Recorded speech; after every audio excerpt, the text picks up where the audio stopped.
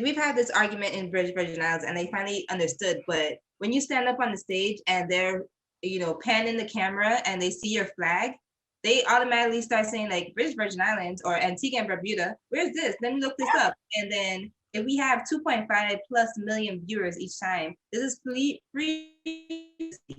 Just support your athletes, and they can put you, and it's free marketing. We're basically sport ambassadors and ambassadors for our country. So just invest in your athletes, because you can spend over 100K on marketing initiatives for tourism, or you can do that and they can do this multiple times, because we raised when the Diamond League was on or whatever, and Olympics, etc. Those, we're in front of millions of people, less than 100K. So just imagine where you could put your funds at. No, you're absolutely right, Ashley. Definitely, folks not taking advantage of the marketing opportunities. But my thing is that the gatekeepers of the sport, that's the problem. There's this old puritanical approach to this. Like, you have to conduct yourself in this manner. You have to wear uniforms that look like this, and you have to. And it's like, nah, that's not really what brings people in. Like, it's okay to celebrate and be cocky and loud and have your hair different colors and wear different color stuff. Like, bring that energy to the sport. That's what brings in the younger generation. Like, even if you look on social media. Yeah. You have a culture. Like, I remember the guy who was like oiled up. Remember him? And he had like the grass skirt. He was like everywhere. Who? Track and field? Yeah. No. He wasn't track and field. It was like the opening ceremony, and they had like their it wasn't like Samoan, but he was shirtless. He was the flag bearer. Yeah. Shirtless. He was oiled up, and he had like this grass skirt. And I was like, he didn't have to do anything but be exactly who his culture is. And that's what we have. The Caribbean has everything when it comes to culture and colors and flair, and like that's the kind of stuff that I'm like, this would have been amazing. Every year, like every country, they should go back into the islands and say, all right, who's a designer? Who, a hometown person, gets to design the Olympic opening ceremony? And we all come together with the colors and stuff like this. I'm like, they're missing out. See, Lucia did it, and I was like, man, they did it for the Commonwealth Games, and it was beautiful. They had like different custom gowns. It was amazing. But like, they miss out on all these things. And I know for me, the purple hair had nothing to do with standing. Like, it wasn't like something kind of like publicity gimmick. Just being yourself. It was honestly, my mom was like, how am I going to tell you apart from everybody else? I was like, okay. And my boyfriend at the time went to LSU. So I was like, all right, let's do it.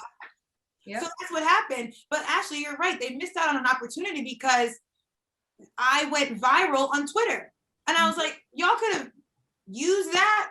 Like, but at the same time, you did have on your Antigua and Barbuda. I think the buns had the Antigua and the Barbuda at the bottom. For that picture that's like on IAAF and everything, I think that one has Antigua and Barbuda on your buns. Yeah. They could have invested in you, and well, they got free publicity out of it at the same time, but they should have seen that as an opportunity that they can push this person even further if she had the kind of financial backing that she deserves. But I mean, that's something like I feel like a lot of the athletes, and you'll see it on my like social media, and it's crazy like what the papers print about like some of the athletes, and it's a little disrespectful what they do to the athletes. They're like, they're pinning athletes against each other, and they're saying different things like, oh, why does he have a GoFundMe? And like, they're just taking things out of context. And I'm just like, you know what? You're not doing yourself any favor, and it's like petty. It's so like high school. I'm like, we're an organization, we're representing on the global scale. And so for me, I really had to take myself out of it and just focus on myself representing the flag and representing the people rather than getting caught up in the politics and all that stuff, because it starts to drain you.